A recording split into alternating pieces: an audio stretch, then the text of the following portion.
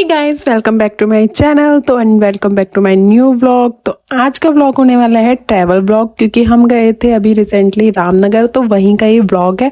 क्या करा, कैसा रहा और कहाँ कहाँ घूमने गए, तो चलिए शुरू करते हैं अपने व्लॉग को। हम सुबह पहुँच गए थे वहाँ पे 8:30 के अराउंड। हम जल्दी ही सुबह अर्ली मॉर्निंग निकल गए थे, तो हम 8:30-9 के अराउंड पहुँच गए थे।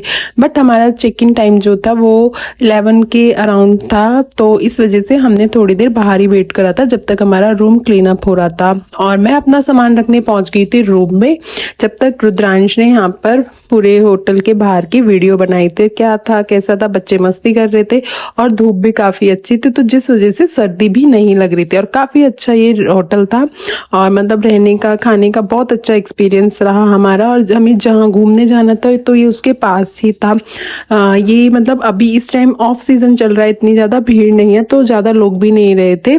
और इस तरीके से फिर हस्बैंड ने, मेरी बेटी ने और बेटे ने जब तक बाहर वेट करा, मैं अपना रूम में सामान रख के आ गई थी, सब कुछ सेट करके आ गई थी। फिर हम सब फ्रेश होके रेडी हो गए थे और तैयार हो गए थे ब्रेकफास्ट के लिए, क्योंकि ब्रेकफास्ट और डिनर हमने अपना होटल में ही इंक्लूड कराया था। तो यहाँ पे बुफे का सिस्टम था। फिर हमने अपना ब्रेकफास्ट लिया, क्योंकि हमने अभी तक कुछ खाया नहीं था, रास्ते में ही थोड़ा बहुत हल्का फुल्का खाया था। तो यहाँ हमारे ब्रेकफास्ट में था सैंडविच, जो कि काफ़ी अच्छे थे और रिफ्रेश भी थे। और फिर था पोहा। पोहा तो हर किसी का फेवरेट होता है, और ब्रेकफास्ट में तो काफ़ी अच्छा लगता है, लाइट भी रहता है और हेल्दी भी होता है। फिर हमने पोहा भी लिया था। देन उसके बाद थे यहाँ पर पराठे। भी हमने लिए, और बच्चों के लिए हमने पोहा ले लिया था, क्योंकि रुद्रांश को भी पसंद है, मेरे हस्बैंड को भी, मतलब हम जनरली घर में भी इसको बनाते हैं। फिर यहाँ पे डिफरेंट टाइप के पराठे थे, स्टफ पराठा था, आलू का था, प्याज का था, गोभी का था, हमने वो सब लिया। और मैक्रोनी भी थी। फिर वो सब लेके खाना वाना खा के अपना ब्रेकफास्ट करके मैं हो गई थी वीडियो बनाने के लिए तैयार, क्योंकि अब बारी थी मेरी अपनी बेटी को संभालने के लिए। तब तक मेरे हस्बैंड ने और बेटे ने ब्रेकफास्ट किया। पहले मैंने करा, देन हस्बैंड ने और बेटे ने करा, क्योंकि वन बाय वन हम बच्चे को संभालते हैं। फिर हम रेडी होके निकल चुके थे, हमें जहाँ जहाँ जाना था। तो सबसे पहले हम गए थे अपना गिरजा माता के मंदिर, जो कि हमारे होटल के काफ़ी पास था, और ये है रामनगर में। ये एक गांव है, ये गांव में है, जो कि उत्तराखंड में ही है। गांव का नाम है सुंदरखाल। और मैं ना हमेशा कहीं भी जाती हूँ तो इस कैरी बैग को जरूर लेके जाती हूँ, क्योंकि ये बहुत हेल्पफुल है मेरे लिए क्या है, हर मॉम के लिए या पेरेंट्स के लिए बहुत ईजी होता है। और इवन ना मेरे को इसका सबसे अच्छा फ़ायदा विंटर्स में क्या लगा, क्योंकि हम पहनते हैं विंटर्स में मोटे कपड़े, तो जिस वजह से ना बच्चे को अगर हम गोद में लेते हैं तो हाथ में काफ़ी दर्द हो जाता है। बट अगर ये कैरी बैग रहता है ना, तो बच्चे को कैरी करना बहुत आसान होता है, और ईजिली ना बिना किसी परेशानी के हम इंजॉय भी करते हैं, और बच्चा भी सब कुछ अच्छे से एक्सप्लोर करता है, आराम से देखता है। तो फिर हम मंदिर में अंदर गए, जो कि मैंने आपको बताया था। मंदिर का नाम है गिरजा माता का टेम्पल, और ये उत्तराखंड के गांव है सुंदरखाल, उसमें ही हमारे होटल से लगभग 2-2.5 किलोमीटर के अराउंड में ही था। तो सबसे पहले हम यहीं गए थे मंदिर में। और ये मंदिर ना एक छोटी सी पहाड़ी के ऊपर बना हुआ, थोड़ी सी चढ़ाई है, और बिल्कुल ना पर मतलब एक चढ़ाई होती है नॉर्मल, और एक खड़ी चढ़ाई है। बहुत ज़्यादा चढ़ाई नहीं है, बट हाँ चढ़ाई है। मंदिर के बाहर जो है एक नदी बह रही है, और नदी का नाम जो है ना वो कोसी नदी है। और ये नदी मतलब इसमें क्या होता है, कभी पानी बहुत ज़्यादा हो जाता है, कभी पानी बहुत कम हो जाता है। तो यहाँ पर जगह जगह ना वार्निंग के वो भी लिखे हुए थे, साइन बोर्ड लगे हुए थे। तो ये है मंदिर एग्जैक्ट जो कोसी नदी के बीचों बीच है, और एक पहाड़ी पर है। ये मंदिर जो है ना माता पार्वती का मंदिर है। और इसके पीछे की कहानी ये है कि मतलब कहानियां तो बहुत सारी हैं, बट जो बेसिकली मुझे पता है वो ये है कि जब माता पार्वती को शिव जी से शादी करनी थी, तो उन्होंने जो तपस्या की थी ना, तो वो इसी पहाड़ी पे मतलब चोटी पे बैठ के की थी, तो उसी के लिए है ये। तो ये मंदिर जो है गिरजा माता का, ये पार्वती माता का मंदिर है, देवी माता का। और वैसे तो बहुत सारी कहानियां हैं, बट मेन जो मुझे पता है वो यही है। और ये कोसी नदी के जस्ट बीच में है। तो ये सब कोसी नदी का ही पानी है, जो कि कभी बढ़ जाता है, कभी कम हो जाता है। बट इस टाइम बहुत ज़्यादा नहीं था। लास्ट ईयर तो यहाँ पर दिखाया भी था कि कितनी बड़ी मतलब आग लगी थी बाहर ही, जो ये शॉप्स वगैरह हैं इनमें। तो रीज़न इसका शायद इलेक्ट्रिक फॉल्ट बताया गया था। हम जब गए थे, हम 12:30 के अराउंड पहुंच गए थे मंदिर में। बट जब हम यहाँ पे पहुंच के देखा हमने, तो यहाँ बहुत ज़्यादा भीड़ थी, काफ़ी लंबी लाइन थी। और धूप भी काफ़ी तेज़ थी। वैसे तो ठंडा मौसम था पर धूप काफ़ी तेज़ थी, तो जिस वजह से क्या था, थोड़ा थोड़ा गर्मी लगने लगी थी। और चारों तरफ खुला ही खुला था, ये रेत वगैरह भी देख सकते हैं आप। शॉप्स थी यहाँ पे बहुत सारी प्रसाद की, खाने पीने की। तो सब लोग लाइन में लग रहे थे, शूट वगैरह कर रहे थे, फोटो वगैरह। तो फिर हमने भी वही करा। तो काफ़ी टाइम लग गया था, हमारा नंबर 2.5-3 घंटे में आया था, क्योंकि लाइन बहुत ज़्यादा लंबी थी। हम 12:30 लाइन में लगे थे और हमारा नंबर जाके आया था 2:30-3 के करीब था। बट इतने लंबे टाइम में बच्चों को लग जाती है भूख, तो जिस वजह से मैं हमेशा अपने बैग में कैरी करके रखती हूँ शुरू से ही, कि ताकि बच्चों को अगर भूख लग जाए और कुछ ना मिले तो हम उसको दे सकें। तो मैं हमेशा कैरी करती हूँ अपने दोनों बच्चों के लिए, जो ईजिली खा सके। और जैसे कि आप देख सकते हैं, हम सब में सिविक सेंस का कितना कितना कितना ज़्यादा कमी है कि हम कहीं भी जाते हैं, मैं इसलिए बोल रही हूँ क्योंकि कहीं ना कहीं मैं भी इस चीज़ को करती हूँ गलती। तो हमें इस चीज़ का हमेशा ध्यान रखना चाहिए कि हम कहीं भी जा रहे हैं तो बिल्कुल भी गंदगी ना करें, और इस तरीके की गंदगी तो नहीं करनी चाहिए, क्योंकि यहाँ पे इतने लोग आ रहे हैं। और पहाड़ों में तो बहुत ज़्यादा इस चीज़ का ध्यान रखना चाहिए, क्योंकि ना पहाड़ों में क्या है, अभी वो है गाय जानवर वगैरह, तो वो इसी चीज़ को फिर खाते भी हैं, और जो कि बहुत ज़्यादा नेचर के लिए ना गलत साइन है। तो हम कहीं भी जा रहे हैं तो इस चीज़ का हमेशा ध्यान रखना चाहिए कि अपने कूड़े को इधर उधर ना फेंकें। अपने बैग, क्योंकि हर कोई कैरी करता है, उसमें ही रख ले। अगर नहीं भी कर रहे हो उसमें कैरी, तो आप पॉली बैग लीजिए, उसमें रख लीजिए, और जब भी आपको डस्टबिन निकले वहाँ पे थ्रो कर दीजिए। तो बस मेरा मैसेज यही है कि गंदगी ना फैलाएं और अपने सिविक सेंस को थोड़ा सा डेवलप करें, ताकि हम भी एक अच्छे एनवायरनमेंट में रह सकें और एक अच्छा मैसेज भी दे सके। तो जैसे कि आप फिर ये देख ही सकते हैं, कितनी लंबी लाइन है, बहुत लंबी लाइन थी और बहुत सारे श्रद्धालु आए हुए थे। क्योंकि रामनगर में कोई भी आता है तो रामनगर का जो मेन पॉइंट मतलब है घूमने का और आने का, तो वो फर्स्ट है गिरजा माता का मंदिर। हर कोई यहाँ पे ज़रूर आता है, एंड देन उसके बाद ही जिम कॉर्बेट वगैरह जाते हैं। तो हम भी सबसे पहले माता रानी के दर्शन करने ही गए थे। मंदिर की ना जब हम चढ़ाई कर रहे थे तो बहुत बड़ा मतलब स्पेस नहीं है, 2 पार्ट्स में डिवाइड है, एक तरफ आने का एक तरफ जाने का, और चढ़ाई बिल्कुल खड़ी है और चारों तरफ से पहाड़ी पहाड़ है। तो थोड़ा सा ध्यान रख के ही चढ़ाई करनी चाहिए, क्योंकि बिल्कुल खड़ी है। और मंदिर के बैक साइड मतलब किसी को मन्नत मांगने के लिए अगर चुन्नी वगैरह बांधनी है तो वो इस तरीके से, देखिए आप सब जगह देख भी सकते हैं, सबने अपनी अपनी चुन्नियाँ बांध रखी थी। एक साइड माता का छोटा सा मंदिर है और दूसरी साइड ही भैरव बाबा का भी मंदिर है। तो यहाँ पे भी लोग प्रसाद चढ़ा रहे थे। और ये कोसी नदी है जो बह के आ रही है, ये चारों तरफ है, मतलब मंदिर जो है बीचों बीच एक पहाड़ी पे, और ये चारों तरफ बह रही है। तो काफ़ी अच्छा था, और इसी की वजह से यहाँ पे बहुत ज़्यादा ठंडा भी था, और रेत वगैरह है तो थोड़ा सा गर्म भी हो रहा था। बैक साइड आ रहे थे तो ठंडा था, और फ्रंट साइड मतलब जिस तरफ लाइन जा रही थी उस तरफ गर्म था। तो फिर हमने अपना नंबर आने के बाद माता रानी के दर्शन करे। मंदिर में अंदर फोटो अलाउड नहीं थी, कोई मतलब वीडियो वगैरह नहीं कर सकते थे, तो हमने वो चीज़ भी नहीं करी। फिर हम मंदिर में अपना प्रसाद चढ़ा के आगे थे, भीड़ बहुत ज़्यादा थी। तो जैसे भी था माता रानी के अच्छे दर्शन हुए, प्रसाद वगैरह करके हम नीचे आए। नीचे आने के बाद ना 3-4 छोटे छोटे मंदिर हैं जो कि पुराने टाइम के ही बने हुए हैं। उसमें से एक शंकर भगवान का है, एक भैरव बाबा का है, और एक मतलब गणेश जी का है। फिर हम वहाँ भी दर्शन करने के वो नीचे की तरफ जाके है। ये पानी भी सारा कोसी नदी का ही है। तो वो थोड़ा सा पुराने टाइप के ही जो मंदिर है ना, अभी उसी टाइप के बने हुए हैं। तो यहाँ पे भी थोड़ा चढ़ाई थी, मतलब बहुत ज़्यादा चढ़ाई नहीं थी पर नॉर्मल चढ़ाई थी। पुराने टाइप के ही अभी ये मंदिर बने हुए हैं। थोड़ा बहुत डेवलपमेंट हुआ है कि मंदिर को थोड़ा सा सजा वजा रखा है। और किसी भी देवी के मंदिर जाते हैं तो वहाँ भैरव बाबा का मंदिर ज़रूर होता है। तो और मंदिर जाने के बाद में भैरव बाबा के दर्शन जरूर करने चाहिए, क्योंकि माना जाता है कि जब हम देवी के मंदिर जाते हैं तो तभी हमारी यात्रा सफल होती है, जब हम भैरव बाबा के दर्शन करते हैं। तो ये सब था हमारा मंदिर का। फिर हमने अपना प्रसाद वगैरह चढ़ाए। भैरव बाबा के मंदिर में चावल और दाल की खिचड़ी का भोग चढ़ता है, वो तो यहाँ पे नहीं मिल रही थी। अगर आप चाहते हैं तो आप अपने घर से भी बनाकर ले जा सकते हैं। बट प्रसाद में क्या था, जिस चीज़ की खिचड़ी बनती है चावल की और उड़द की दाल की, वो चीज़ प्रसाद में थी। तो उसी चीज़ का हमने प्रसाद चढ़ाया यहाँ पे, और प्रसाद को लिया और फिर भगवान के दर्शन करे। एंड देन नीचे आए। नीचे यहाँ पर एक एरिया था जहाँ पर ना लोगों ने पत्थर से ना इनको बड़ा बड़ा करके बना रखा था। तो लोगों से पूछा था कि ये क्या है, तो उन्होंने बताया कि जैसे किसी को अगर घर बनवाना है तो ये उसके लिए, अगर किसी की मन्नत है मकान वगैरह बनवाने की तो उसके लिए थी। तो फिर वो सब देख के हम अपना आ गए, और टाइम काफ़ी ज़्यादा हो गया था तो हम सबको लग गई थी भूख। तो फिर हमने नॉर्मल एक ढाबे पे रुके और खाना खाया। फिर रुद्रांश तो कहीं भी जाता है अपना नॉर्मल राइस ही लेता है, तो उसने अपना फ्राइड राइस लिया और मैंने और मेरे हस्बैंड ने यहाँ पर खाना खाया था। जो पहाड़ी खाना है ना वो लिया था हमने। तो आप मुझे कमेंट करके बताना अगर आपको पता है कि कौन सी दाल है। ये पहाड़ी है, पहाड़ियों का फेमस जो दाल है नहीं वो है। और फिर हमने ये खाई दोनों, मैंने भी फर्स्ट टाइम दाल खाई थी।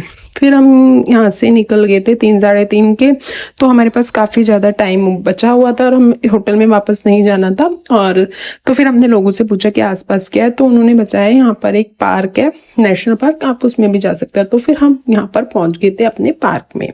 ये था हमारा कॉर्बेट नेशनल पार्क, जो कि जिम कॉर्बेट की थीम पर ही बना हुआ है। और मुझे यहाँ पे जाके ना सबसे अच्छा ये लगा कि ये बहुत ही ज़्यादा वेल मेंटेन था, बहुत ज़्यादा साफ सफाई थी, और टिकट प्राइसेस भी बहुत ज़्यादा नहीं थे, बहुत मिनिमम थे। और मतलब सफाई देख के ना दिल खुश हो जाता है। अगर हम कहीं भी जाते हैं ना वहाँ सफाई हो, तो हमें ना किसी को रिकमेंड करने में भी वो जगह बहुत अच्छा लगता है कि हाँ, कि प्राउड सा फील होता है कि यार वो कितनी अच्छी जगह थी हमारी। तो हम इसीलिए मैं बोल रही हूँ कहीं भी जाएं तो साफ सफाई का ध्यान रखना चाहिए। हम कुछ भी खा रहे हैं तो उसका कूड़ा अगर हम थ्रो कर रहे हैं तो मेक श्योर माइंड में थोड़ा रखें कि हम इसको डस्टबिन में ही फेंकें, इधर उधर ना फेंकें। फिर हमने यहाँ से अपनी टिकट ली और हम, क्योंकि जिम कॉर्बेट नहीं जा रहे थे क्योंकि हमारे साथ छोटा बेबी था, तो हमें लग रहा था कि टाइम यूटिलाइज नहीं होगा, टाइम वेस्टेज है। तो जिस वजह से हमने सोचा कि हम अपने बच्चे को, जो मेरा बड़ा बेटा है, उसको ये नेशनल पार्क के थ्रू ही जिम कॉर्बेट के बारे में बता सके। और ये काफ़ी अच्छा ऑप्शन भी है, क्योंकि एक तो क्या है, प्राइस ज़्यादा नहीं है, दूसरा जो भी हम मतलब बच्चे को उसकी नॉलेज के लिए बताना चाहते हैं वो यहाँ पे बता सकते हैं। फिर यहाँ पे धनगढ़ी गेट, जहाँ पर ये लोकेटेड है नेशनल पार्क, उसके बारे में सब कुछ लगा था कि कितने एरिया में है, कब बना है, किसने बनवाया था, अंदर क्या क्या है, उसके बारे में इसके बाहर डिस्प्ले पे लिखा हुआ था। फिर जब हम अंदर गए तो अंदर हमने ना काफ़ी सारे जो मरे हुए जानवर थे, बच्चे थे उनके, जो उन्हें मतलब जिम कॉर्बेट वाले लोगों को पार्क के अंदर मतलब जंगल में मिले थे, उनको यहाँ प्रिजर्व करके रखा हुआ था सेफ वाटर में, जो भी था इस तरीके से। तो ये छोटे छोटे बच्चे थे, शेर के छोटे बच्चों के भ्रूण जो होते हैं ना, जो बिल्कुल नॉर्मल थे, मरे हुए मिले थे जंगल में, तो उनको यहाँ पे सेव करके रखा हुआ था। ये तेंदुए के छोटे से बच्चे के थे, और किस टाइम से मिले हुए थे वो सब लिखा हुआ था। ये तेंदुए के बच्चे थे, वो शेर के बच्चे थे, मतलब बहुत सारी यहाँ पे ऐसी चीजें थी जो हम बच्चों को दिखा सकते हैं, बहुत अच्छी थी। फिर यहाँ पे ये किंग कोबरा था, जो कि जिम कॉर्बेट के जंगल में ही मिला था, और उसका मतलब ये जो बाहर की केंचली टाइप का होता है, जो उसकी स्किन होती है, वो सब थी। तो उन सबको रखा हुआ था, और बहुत सारे मतलब थे, हिरण के थे, और उसके थे मगरमच्छ के थे, शेर के थे, चीते के थे, तो उन सबको रखा हुआ था। फिर हम इन सबको देखा, और इन सबको देखने के बाद हम नेक्स्ट, मतलब अंदर काफी बड़ा एरिया है, तो 1 बाय 1 करके हम सब में गए। फिर ये नेक्स्ट जो था, अंदर ही अंदर से सारा रास्ता है कि जंगल को महसूस करें। यहाँ पे क्या था, साउंड निकाला हुआ था उन्होंने, जैसे जंगल में पक्षियों की, जानवरों की आवाज आती है उस टाइप की। और ये यहाँ पे एक स्क्रीन थी जो कि 3D टाइप की थी। इसमें मतलब क्या था, जो भी जानवर आ रहा था उसको हम टच कर सकते थे, मतलब 3D टाइप में टच कर सकते थे, और वो वैसे ही आवाज निकाल रहा था। तो जैसे ये भालू था, आ रहा था, तो बच्चे इसको काफी इंजॉय कर रहे थे, और भी लोग थे तो सब इसको देख रहे थे, इंजॉय कर रहे थे। बार बार 1 बाय 1 नए नए वो आ रहे थे, उसी तरीके का साउंड निकल रहा था इससे।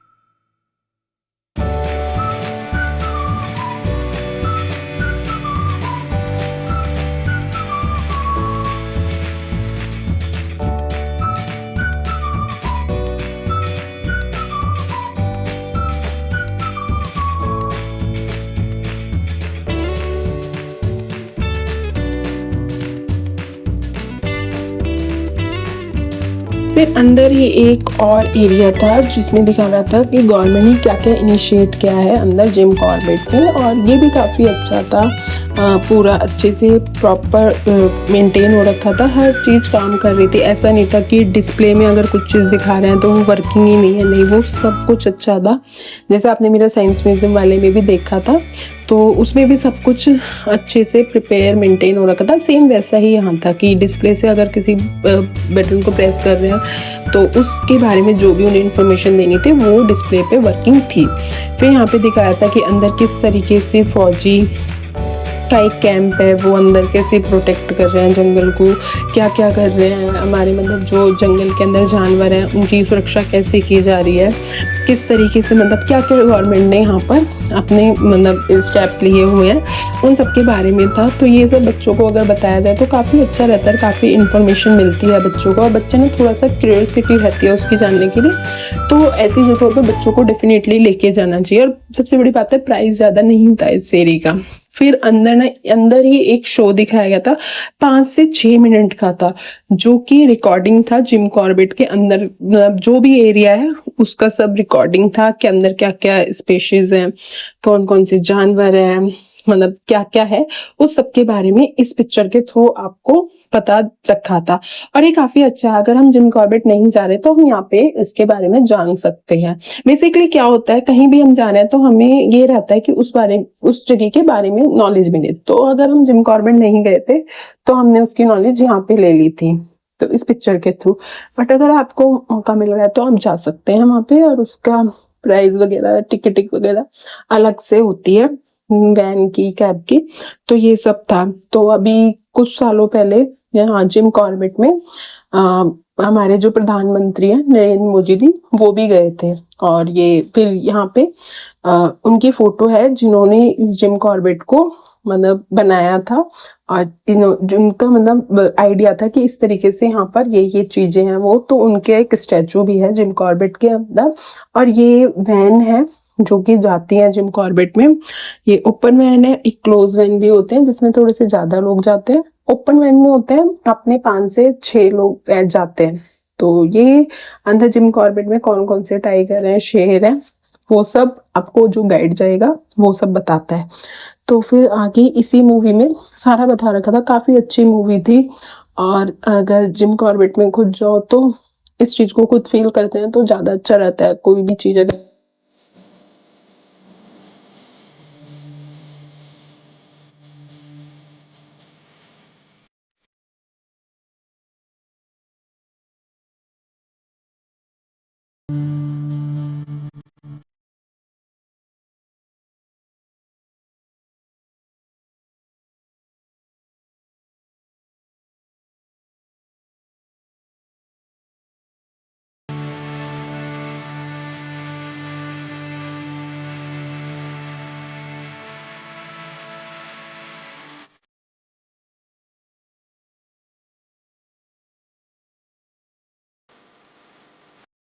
हमारे प्रधानमंत्री वैसे तो नई नई जगह जाके एडवेंचर को करते ही हैं। तो एक एडवेंचर उनका ये भी था कि वो जिम कॉर्बेट गए थे, और ये नेशनल ज्योग्राफी की काफी फेमस हस्ती है। जिसको पता है वो कमेंट करके बताना अगर आपने इनका शो देखा है। बचपन में हम बहुत देखते थे इसका शो, नेशनल ज्योग्राफी पे आता था, और ऐसा लगता था ये यार कितना ब्रेव आदमी है ना, कैसे कर लेता है सब कुछ बिना उसके। बट अब पता चलता है कि इनके साथ कैमरामैन भी होता है। उस टाइम हम सोचते थे कि अकेले होते हैं और जंगल में सरवाइव करते हैं, बट अब जाके पता चला है बड़े होके कि नहीं, इनके साथ पूरी टीम होती थी, तब जाके ये उस चीज को शूट करते थे।